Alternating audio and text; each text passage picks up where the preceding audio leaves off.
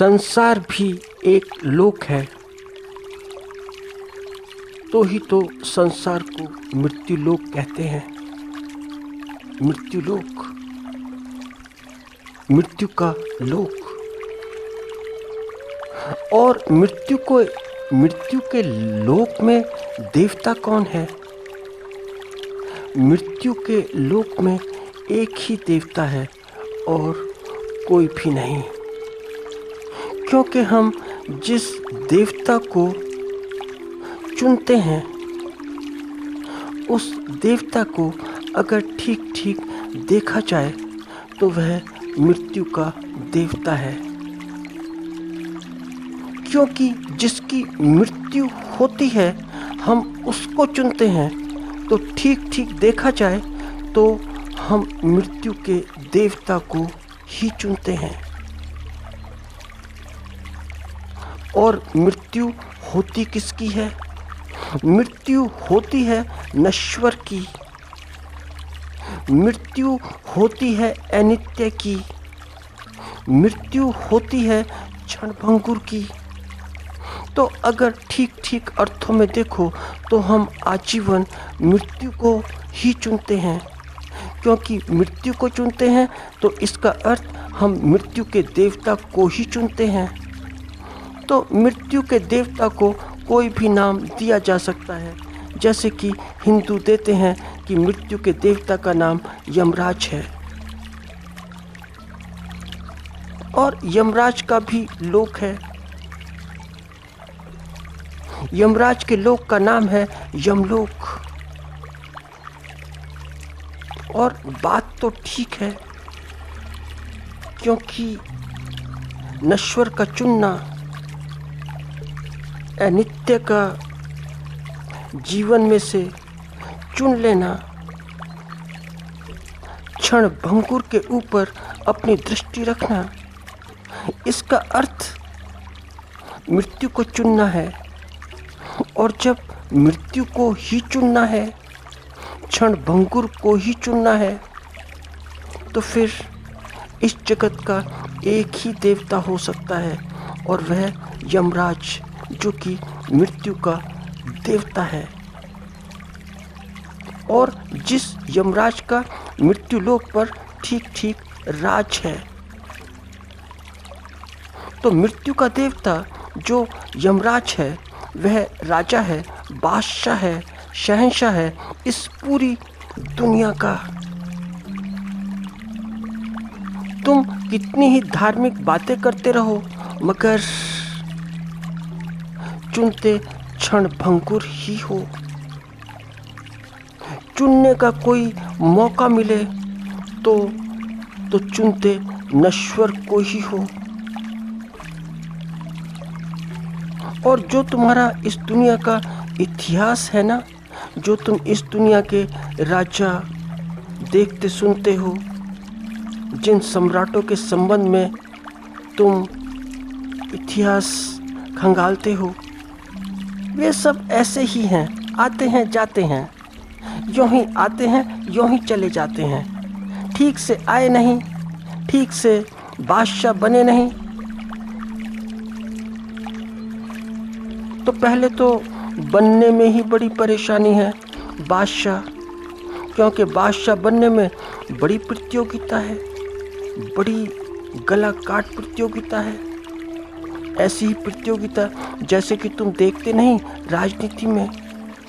तुम राजनीति में देखो, इस जगत की राजनीति में, देशों में कोई प्रधानमंत्री, कोई राष्ट्रपति, कोई मुख्यमंत्री, पहले तो बनना ही बड़ा मुश्किल है, बनता ही बड़ी मुश्किल से है। और जो बन गया तो आसपास के लोग बाग, आजू बाजू के, उनकी निगाहें भी उसी कुर्सी पर, वे जिस कुर्सी के ऊपर बैठे हैं। देखा नहीं यूएस के इलेक्शन में अभी क्या हुआ? जो बन गया बादशाह बड़ी मुश्किल से उतरता है, और उसे उतारने के लिए बड़ी प्रतियोगिता कि वह उतरे। ऐसे ही यह सब ऐसे ही ये सब बादशाह आते हैं जाते हैं, लेकिन ठीक ठीक बादशाह मृत्यु है। ठीक।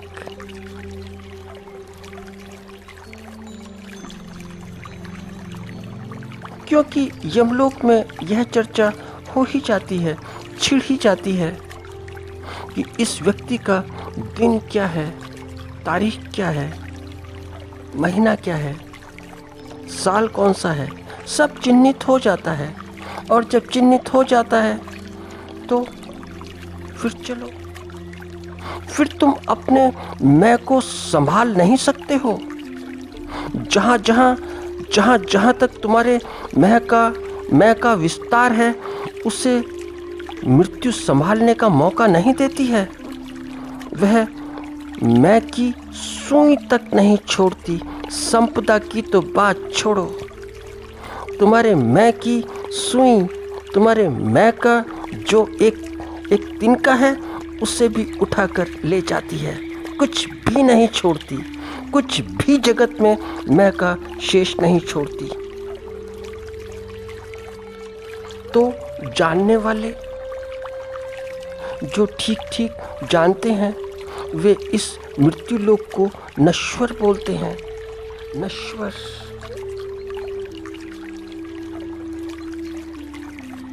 क्योंकि मैं सारा खाली खाली।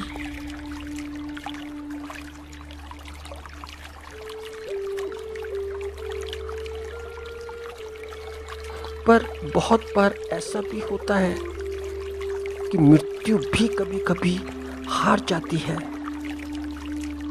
यमराज भी बहुत बार मृत्यु लोक से खाली हाथ लौट जाता है। यमराज भी क्या करे, मृत्यु का देवता भी क्या करे, उसे खाली हाथ लौटना ही पड़ता है। नहीं तो अक्सर क्या, मुख्यतः ज़्यादातर यमराज इस दुनिया में खाली हाथ आता है, हमेशा खाली हाथ, और दुनिया से भरे हाथ जाता है प्राण लेकर। और क्योंकि यमराज देवता है, तो फिर यमराज के पास समझ और अनुभव होने ही चाहिए। उसकी समझ भी विराट होनी चाहिए, उसका अनुभव भी विराट होना चाहिए। वह इसलिए क्योंकि जब वह मृत्यु लोक से खाली हाथ लौटता है और किसी से हारता है, तो बड़ा बड़ा प्रसन्न होता है, बड़ा बड़ा प्रफुल्लित होता है। वह हारना चाहता है। यमराज स्वयं मनुष्य से हारना चाहता है, क्योंकि मनुष्य में ही क्षमता है देवता को जीतने की। तो एक बार हुआ क्या, एक बार हुआ ऐसे कि यमराज ने अपने हारने के लिए खुद ही व्यवस्था निर्मित की। उसने चाहा कि कोई तो मिले कि मैं हार जाऊं, कि जिसके सामने मैं खाली हाथ आऊं और खाली हाथ लौट जाऊं। तो उसने बड़े बड़े उपाय किए, यमराज ने, मृत्यु के देवता ने, मगर उसे कोई नहीं मिला।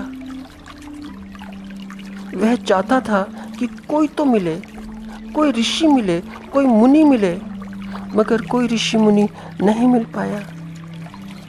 मगर हुआ क्या, हुआ ऐसा कि उसे एक बार ऋषि का पुत्र मिल गया, बड़ा छोटा सा। और ऋषि थे वाश्रवा, और उनका एक पुत्र, एक तरुण पुत्र का नाम था नचिकेता।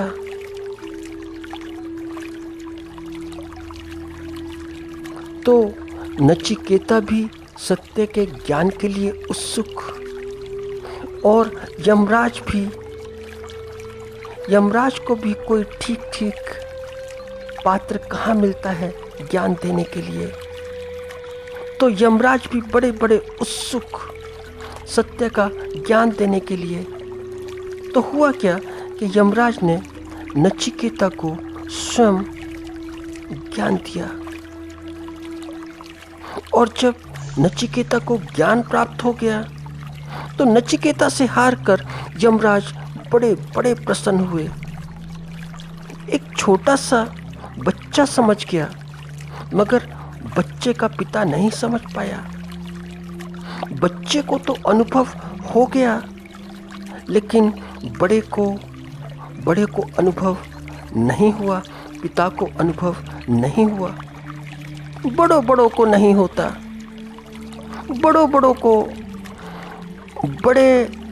बड़ों को सत्य के अनुभव नहीं होते हैं।